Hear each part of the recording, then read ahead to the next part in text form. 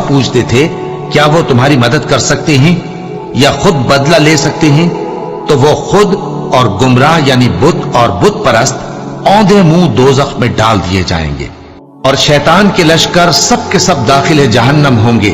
वहां वो आपस में झगड़ेंगे और कहेंगे कि अल्लाह की कसम, हम तो खुली गुमराही में थे जबकि हम तुम्हें रब्बुल आलमीन के बराबर ठहराते थे, और हमको इन गुनाहगारों ही ने गुमराह किया था। तो आज न कोई हमारे लिए सिफारिश करने वाला है और न कोई गर्मजोश दोस्त।